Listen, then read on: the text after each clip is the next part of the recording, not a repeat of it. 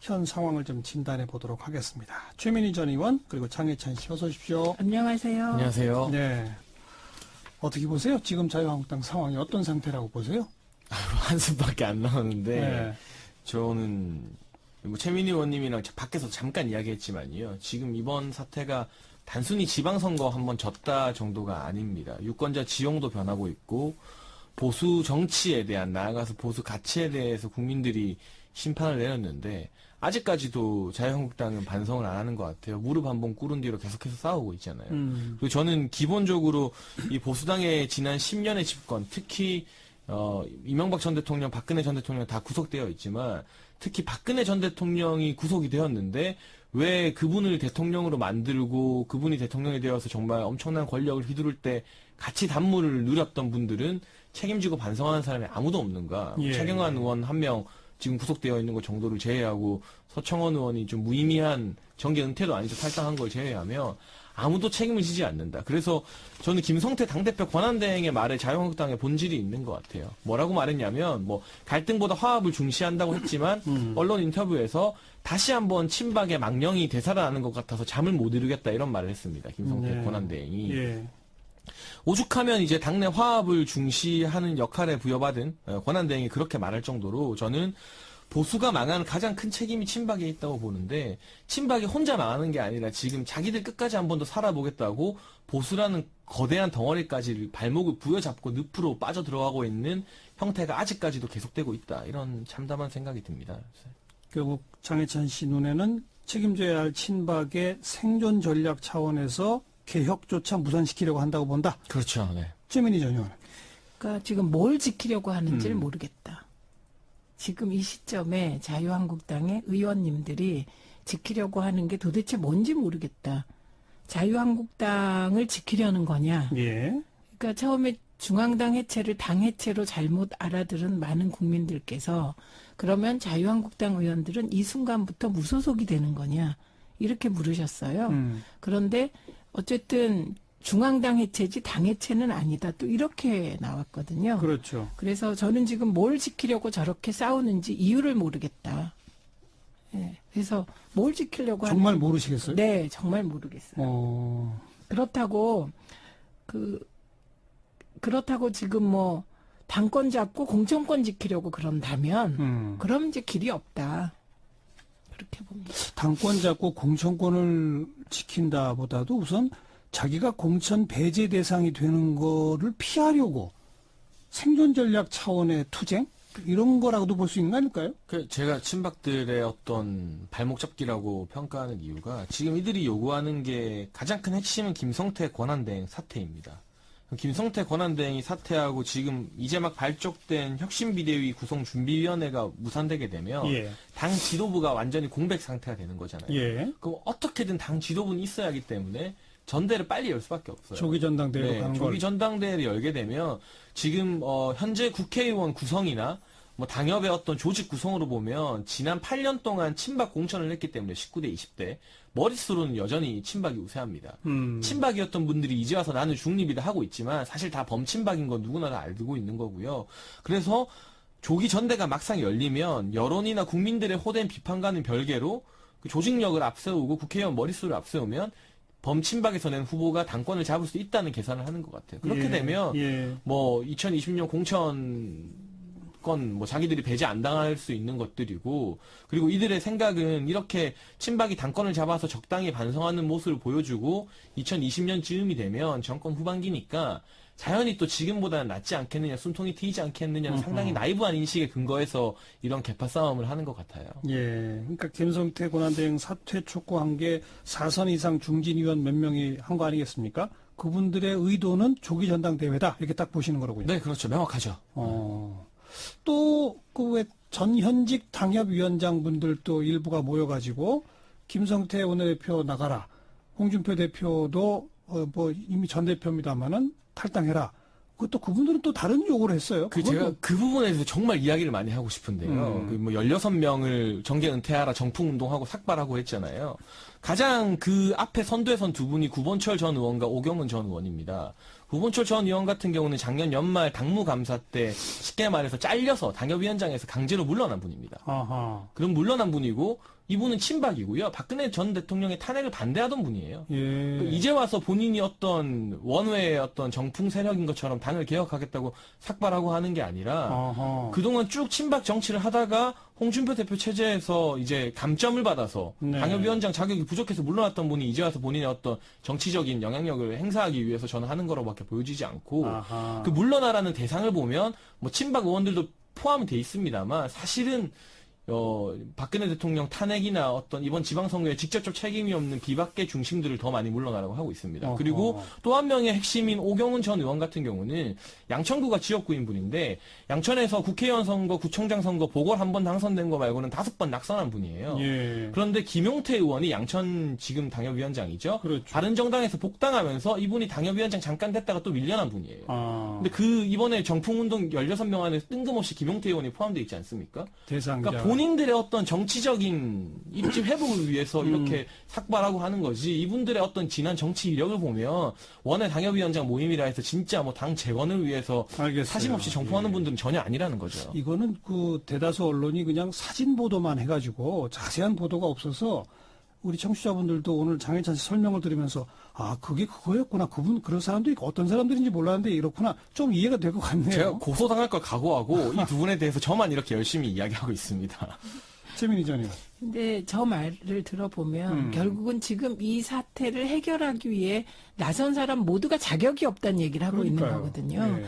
그리고 특히 저희가 바라보기에 절망적인 거는 대개 이럴 때 초재선들이 나서는 거잖아요. 초재선들이 나서서 당의 미래를 얘기하고 그중에 혁신 그룹이 있고 이런 겁니다. 예. 그런데 이 혁신 그룹이 과거에 박근혜 전 대통령으로부터 공천을 받고 박근혜 키즈였다가 갑자기 지금 나타나서 혁신을 얘기하면 안 되는 거고 나름 혁신적인 과정을 통해서 정치에 입문하고 우연히 자유한국당에 들어가고 이런 게 있어야 되는데 지금 77, 80명에 달하는 초재선 의원은 사실상 거의가 다 박근혜 키즈인 거거든요. 네. 예, 그리고 지난 총선 때도 박근혜 마케팅으로 당선된 분들이고 진박 간별이 횡행하던 때 공천받은 거기 때문에 위기는 오히려 어느 누구도 권위를 가지고 이 사태를 정리할 단위가 없다. 이게 위기인 것 같습니다. 어쨌든 김성태 원내대표가 대표 권한대행을 하고 있는데 그만큼의 권위가 지금 없고 예. 또 4선 이상 중진 뭐 이분들의 목소리는 아까 장혜찬 씨 설명대로 조기 전당대회 하자는 얘기니까 또 힘이 없고. 그거는 그분들은 뭐 명약 관화하죠. 당권 이번에 이제 당권 지키려고 하는 거다? 김성태 원내대표 물러나라고 한 분들이 초재선도 아니에요. 그러니까 다 4선 4선 이상이야. 이상이니까 그러니까요. 다 당권 도전을 할 만한 분들이거든요. 그리고 초재선들은 다 박근혜 키즈라서 또 안 된다. 대부분이 박근혜 키즈. 그럼 누가 합니까? 그래서 외부에서 정말 강력한 인사를 데려오는 수밖에 없는데 사실 국민들의 지지를 받을 만한 외부의 참신한 인사가 지금 자유한국당을 재건해야 하는 십자가를 질 가능성은 상당히 낮지 않겠어요. 그래서 지금 유력하게 거론되는 분들 보면 뭐 훌륭한 분들 많이 거론되고 있습니다. 본인들 의사랑 상관없이. 하지만 대부분의 인사들이 60대 후반 70대더라고요. 보면 지금 뭐 혁신 비대위에서 뭐 후보로 거론하는 인물들이요. 근데 저는 물리적인 나이도 참 국민들 봤을 때 이제는 좀 중요하지 않은가 싶어요. 당을 재건하고 재창당할 정도의 혁신을 하는데 60대 후반 70대의 노정객들을 모셔와서 하는 것이 과연 국민들 보기에 개혁으로 보일 것인가. 그리고 또 하나 현실적인 변수는 지금 비대위원장이 되어봤자 공천권이 없습니다. 선거가 2년 뒤에나 있기 때문에. 그럼 공천권이 없는 상황에서 비대위원장이 강력하게 혁신을 하고 인적 쇄신을 할 때 국회의원들이 과연 가만히 있을 것인가 반발할 가능성이 크거든요. 그냥 뭉개도 되는 상황이기 때문에 이 혁신 비대위 자체가 구성이 제대로 될지 그리고 비대위원장이 온다고 하더라도 과연 어떤 권한으로 칼을 휘두를 수나 있을지 그 부분이 상당히 많이 우려돼요. 정말. 근데 김성태 권한대행을 물러나라고 하는 건 전 타당한 것 같습니다. 그건 또 왜요? 그건 왜 그러냐면 당권 경쟁하고는 상관없는 얘기인데 대개 이제 이런 일을 당하고 수습 과정이 공식이 있습니다. 그게 우선 당대표가 사과를 하고 사퇴를 해요. 예. 그럼 그 다음에 의원총회 등을 하고 대국민 사과를 해요. 그런 다음에 당내 토론을 거쳐서 비대위를 구성하잖아요. 그리고 비대위를 구성해서 혁신안을 발표합니다. 예. 이게 뭐 되든 안 되든 공식인데 김성태 원내대표가 권한대행이 된 다음에 의원총회를 하고 나서 당내 토론을 거치지 않고 그냥 주말에 고민을 하다가 중앙당 해체를 선언했죠. 안을 그냥 그 장차 비대위가 논의해서 내야 될 안을 미리 내버린 거예요. 그래서 구태청산하고 기득권 해체하고 뭐 이런 얘기를 하고 나서 6월 18일 오전에 나타나서 중앙당을 해체하겠다. 원내 정당화하겠다. 혁신 비대위를 구성하겠다. 이렇게 얘기를 했습니다. 이렇게 되면 비대위는 뭘 하죠?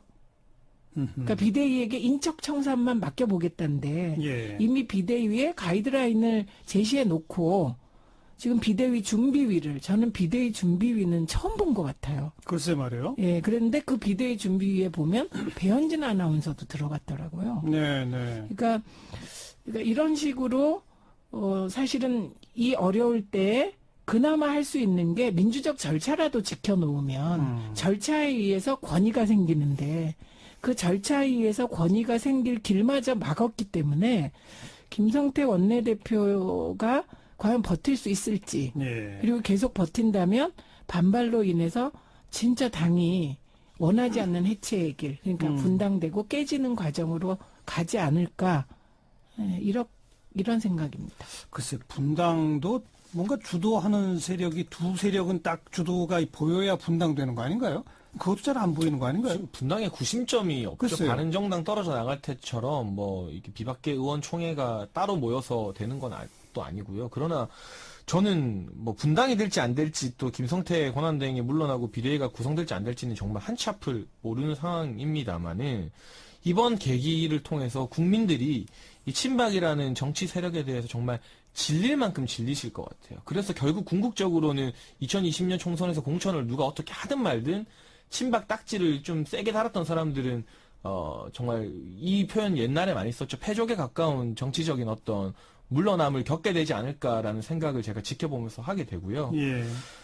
친노가 여러 정치적 부침이 있었을 때 지금 안희정 전 지사 언급하는 게 조심스럽습니다만 스스로 패족을 선언하면서 자중하는 모습 보였잖아요. 저는 그래서 화려하게 부활할 수 있는 단초가 됐다고 보는데 친박 같은 경우는 그 모시던 주군이라고 할 수 있는 박근혜 전 대통령이 지금 구속돼서 1심에서 20몇 년을 구형받고 이런 상황에서도 누구 하나 자신들의 어떤 정치적 책임을 지거나 반성하거나 본인들은 이제 이 책임을 함께 지고 물러나겠다 말하는 사람이 한 사람도 없습니다. 서청원 의원마저도 이제야 뒤늦게 정계 은퇴가 아닌 탈당이거든요.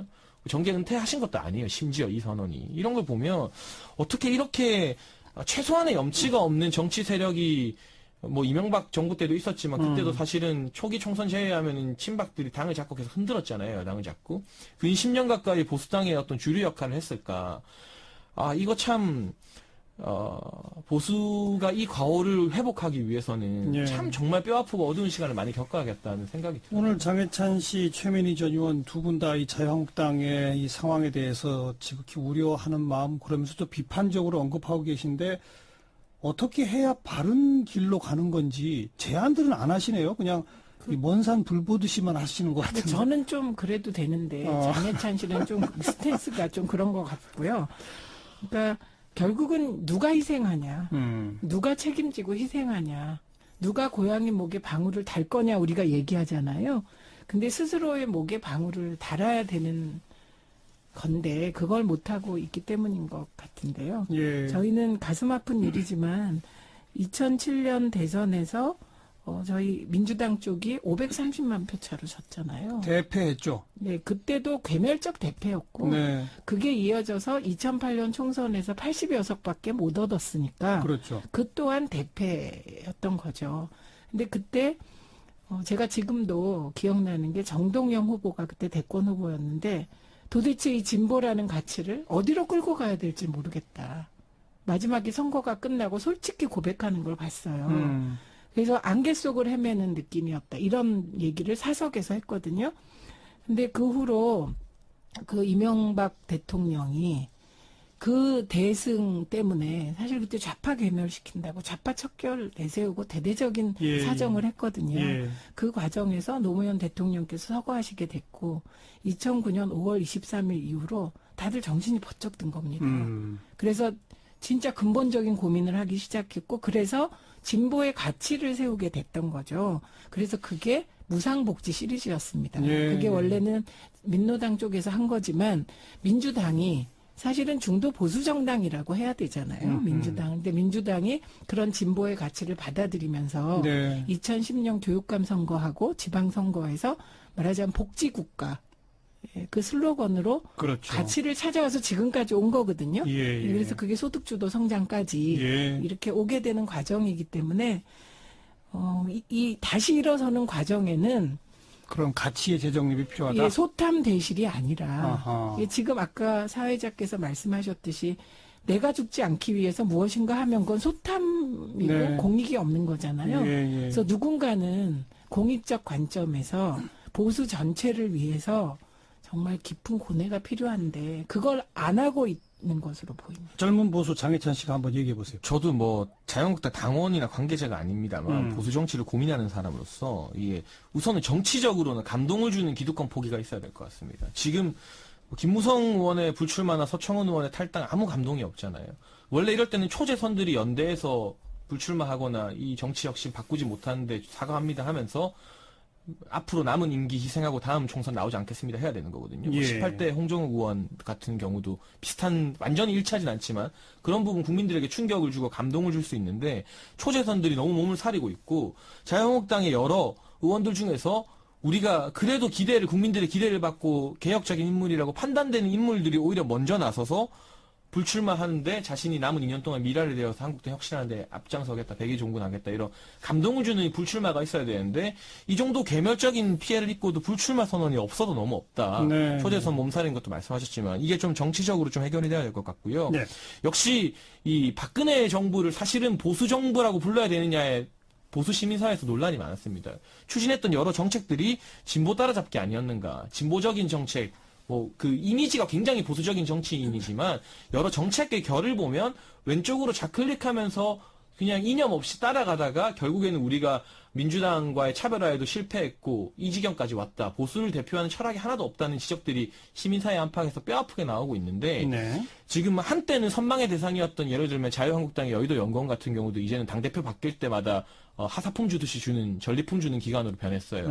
이런 게 미국의 헤리티지 재단처럼 정말 건강하게 대한민국의 어떤 보수 시민사회나 대학교의 어떤 보수 동아리들과 연계해서 보수적인 정책과 담론을 만들어내는 독립적이고 개별적인 연구재단으로 좀 자리를 잡았으면 좋겠어요. 이번에 임대료도 월 1억에서 월 2천만 원짜리로 옮기신다는데 그 아낀 돈을 딴 데 쓰는 게 아니라 이런 여의도 연구원은 헤리티지 재단처럼 보수 가치가 무엇인지 만드는 데 가야지. 지금 또 저는 김성태 권한대행 고생하고 있지만 아쉬운 게 뭐냐면 패배의 원인 이제 어떻게 할 거냐. 좀 더 중도적으로 좀 더 좌클릭하겠다는 말이거든요. 그거는 결국 박근혜 전 대통령의 한계를 못 벗어나는 일입니다. 지금 보수 정치인들이 전부 다 마크롱 배우기를 하고 있는데 이 사회당에서 어떤 정치적 실패를 경험했던 마크롱 프랑스 대통령이 상당히 우파적인 정책으로 프랑스 국민들의 지지를 받은 게 하루아침에 된 게 아니라 그 치열한 고민과 토론과 이런 게 있었는데 그런 물적인 토대 없이 그냥 선거 지면은 우리도 복지 좀 더 하겠습니다가 그동안 보수당의 일관된 전략이었습니다. 그거 갖고는 안 된다. 그게 아니라 보수면 보수답게 우파면 우파답게 기본부터 그 철학을 다져서 예. 승부를 해야 되지 않을까 하는 생각이 있습니다. 그런 가치 재정립에 관한 당내 토론조차도 지금 시작을 못 하고 있는 거죠. 그러니까 사실 거꾸로 지금 가치를 논하자고 하는 사람이 의외로 김진태 의원입니다. 그런 셈이네요. 예, 김진태 의원만 이게 우리 보수의 가치, 과거 지향이건 뭐건 가치를 버리면 존재 이유가 없지 않냐. 그래서 참 이게 아이러니한 상황이라고 봅니다. 한국당에 괜찮은 의원님들이 또 있으세요. 이제 김진태 의원 같은 경우는 어떻게 보면 이념적으로 가치에 충실하신 분이고, 저는 뭐 김종석 의원이나 추경호 의원처럼 경제 전문가들 있잖아요. 시장주의 전문가들 이런 사람들 또 뭐 제야에 있지만 예를 들면 국감에서 화제가 됐던 카이스트 이병태 교수 이런 분들 모셔와서 정말 자유주의나 시장주의 경제, 시장 보수로 돌아가자. 이제 안보 보수의 시대가 끝났다는 걸 인정하고 그런 경제 전문 국회의원들과 함께 예. 이 복지가 실패했을 때를 대비하는 토론을 지금부터 해야 된다고 생각합니다. 그런 토론이 만들어지려면 그래도 좀 당 분위기가 정리가 돼야 토론회가 시작될 수 있는데. 그러니까 지금 얘기한 과거에 자유한국당이 두려웠던 건 테크노크라트가 있었기 때문이거든요. 그게 뭐 경제 분야 뭐 등등이 있어서 근데 지금은 그런 테크노크라트 찾기가 참 힘들어요. 그러니까 사실 전문성도 없다는 얘기가 되어버린 거죠. 그리고 이제 지금 안보 보수 얘기했지만 한 번도 자유한국당 쪽이 시장 보수였던 적이 없어요. 네. 사실은 보수의 핵심은 자유잖아요. 그럼 그 자유가 자본의 자유인데 사실 자본의 자유조차 충실하게 보호한 적이 있냐. 그 국정농단 과정에서도 기업들을 옥죄가지고 돈 뜯고 돈 내게 하고 이게 보수 아니거든요. 그러니까 이게 진짜 근본적인 반성이 필요하다는 게 안보 보수였던 적도 저는 없다고 생각해요. 왜냐하면 그 이명박 대통령부터 군대를 갔다 왔던 거예요. 그러니까 이런 문제부터 해서 진정한 안보 보수였나부터 네. 근본적으로 질문을 하게 됩니다. 근데 아무튼 자유한국당의 지금 모습으로 봐서는 이 어떤 것도 기대하기가 어렵다. 지금 두 분의 그 말씀 들어봤고, 근데 친김에 짧게 바른미래당은 어떻게 될 거라고 보시는지, 민주평화당은 어떻게 될 거라고 보시는지. 저는 바른미래당 이야기 제가 좀 하면 김강현 원내대표 참 훌륭하신 의원님으로 제가 알고 있는데 네, 유능한 분. 네, 유능한 네. 뭐 이렇게 정책이나 법적에서 해박하신 네. 분인데요. 그러나 어쨌든 비대위원장과 원내대표 모두 지금 국민의당 호남계가 차지한 셈이 됐습니다. 과연 이 당의 화학적 결합이 잘 이루어질 것인가에 대한 핵심은 원내대표 누가 되고 비대위 누가 되는 게 아니라 안철수, 유승민 두 사람이 어떻게 하느냐거든요. 손학규 선대위원장도 죄송한 말씀이지만 그렇게 중요한 인물이 아니고요. 지금 국면에서는. 그런데 이 원내 의원들이 1박 2일 캠핑 가고 하는 자리에 안철수 전 후보는 따님 졸업식 보느라 미국에서 이틀 더 늦게 오느라 안 갔고 네. 유승민 의원 같은 경우는 한국에 있었음에도 불구하고 그 자리에 안 갔어요. 네. 한 사람이라도 그 자리에 가서 다른 계파 의원들의 어떤 말을 같이 듣고 그 1박 2일 캠핑해야 되는데 그 두 사람 빠진 1박 2일 캠핑 원내대표 선출 화합은 안고 없는 찐빵이다. 결국에는 안철수와 유승민 두 사람이 어떻게 하느냐에 달렸다. 손을 확실히 잡고 뭔가 하지 않으면 언제 쪼개지느냐 시기가 문제지 쪼개질 땅이 아닌가 싶어요. 민주평화당은 어떻게 될 것 같습니까? 일단 민주평화당은 이번에 그래도 5석 기초단체장 건졌잖아요. 그래서 미래당보다 낫다 이렇게 얘기하시던데 일단은 정의당과 원내교섭단체를 구성한 상태에서 그렇죠. 바른미래당의 해체 모여를 지켜보지 않을까 싶습니다. 바른미래당의 유승민, 안철수 그 관계가 어떻게 되는지를 지켜볼 것이다. 네. 거기 우선 답이 나야 그 다음 또 중폭 정도라도 정계 개편의 방향이 가름될 것이다. 네. 그렇게 보신다. 그럼 아직 많이 남았네요. 당장 무슨 일 벌어지지 않겠네요. 네, 당분간 정치 뉴스 정신 없을 것 같습니다. 정신이 없다기보다는 별로 볼만한 뉴스가 안 나올 것 같은데. 조금 지지부진한 가운데 지지부진이 좀 장기화될 것으로 싸우는 보인다. 이야기만 많이 나올 것 같아요. 근데 핵심이 되는 유승민, 안철수 이런 분들은 상당 기간 또 장고에 들어갈 것으로 보여서 오늘은 정치권 전반을 좀 쭉 짚어봤는데 이건 뭐 각 당의 당내 문제고 그냥 제가 한 말씀만 하면 그래도 국회 일은 좀 해야 되니까 빨리 원구성이나 좀 됐으면 좋겠다는 말씀만 덧붙이겠습니다. 네. 자, 최민희 전 의원 그리고 장혜찬 시사평론가 수고하셨습니다. 감사합니다.